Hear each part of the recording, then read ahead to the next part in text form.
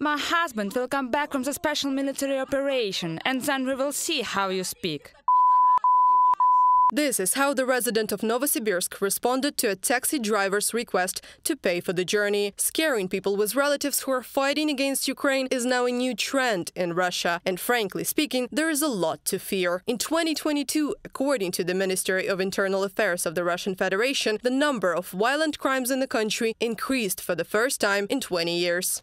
In 2022, the registered number of murders and attempted murders in Belgorod region doubled compared to 2021 from 52 to 102. In Kursk region, it increased by 1/3, from 58 to 89. In Buryatia, the number of murders increased by 24%, and the number of crimes committed by military personnel during their service in January-February 2023 almost doubled compared to 2022. The return of military personnel from the special military operation zone also often becomes a big problem, but no longer for the military unit and command. However, for their families, wives, children and even entire settlements, from the publication in Polygon Media.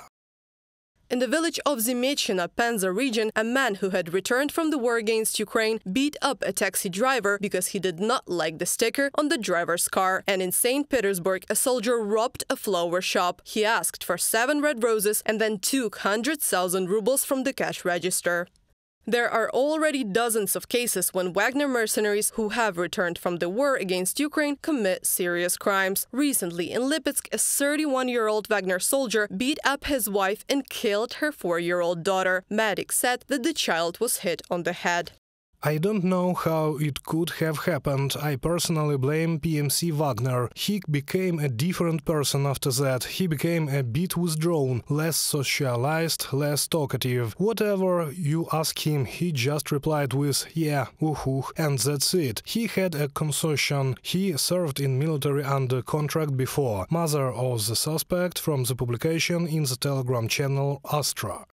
In Krasnoyarsk Krai, a former Wagner mercenary set fire to a house. A woman and her daughter died in the fire. The fact that the most frequently those crimes are committed by Wagner mercenaries is not surprising, experts say.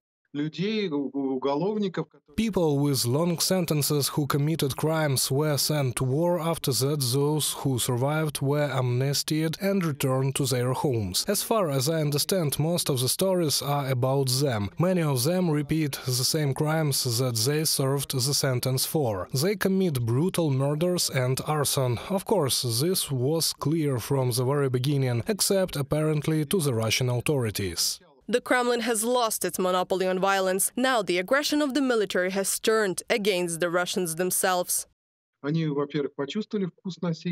They have tasted violence because they committed the same atrocious crimes against the citizens in Ukraine. Many of them participated in these crimes, they liked it and now want to transfer it to their homeland. They already have a need for violence, and this need is like a flu that they caught during hostilities in Ukraine, and now they cannot live without violence. So all they can do is commit new crimes in their own country.